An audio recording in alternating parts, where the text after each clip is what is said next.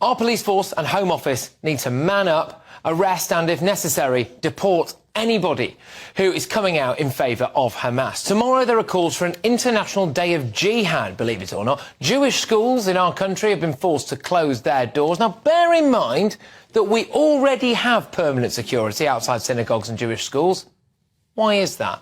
Oh yeah, it's because of lunatic elements of Islamism, isn't it? Again, I mean, usually is, unfortunately. There are some sick people in this country, OK? So check this out. Here's some footage of posters that were put up of missing Jewish children.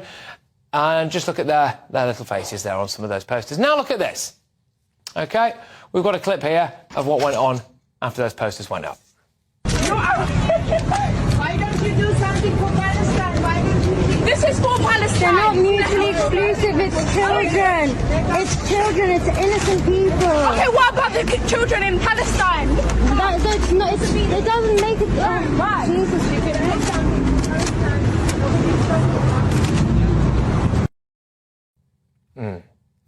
This is for Palestine, they say.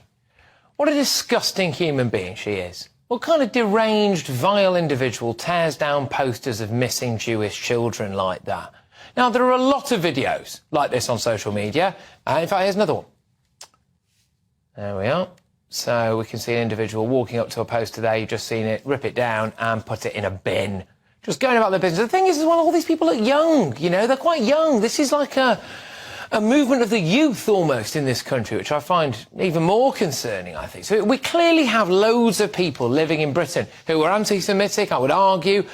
They have no place in our society whatsoever. And tomorrow we gear up for an international day of rage across the Muslim world, OK? Well, I think many people are well within their rights to worry about that spilling over onto our streets as well. Now, if that happens, our police need to act, and act a lot more like their French counterparts.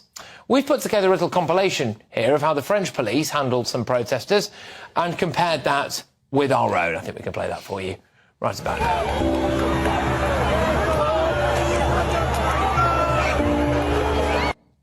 Yeah, as you can see, that's the French police. They got the water cannons out. Prior to this protest, which was a pro-Hamas protest, they'd issued a statement saying, we're going to ban it. Now, here's the English police getting shouted at by a baying mob as they walk through. Yeah, there we go. Big difference, isn't there?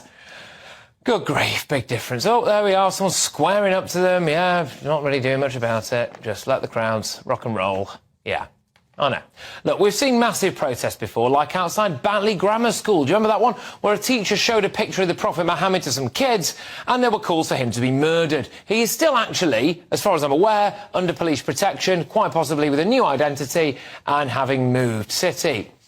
I do have some real sympathy for those of us who wonder, why is it that people with these kind of views don't just live in a Muslim country? A country that operates under the religious laws that they clearly want everybody else to abide by.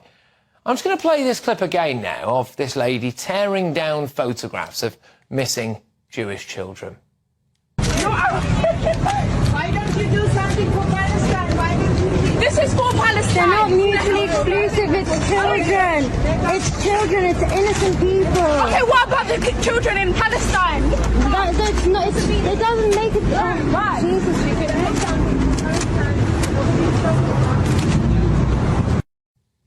Tell me again, please, how multiculturalism is absolutely thriving in Britain today.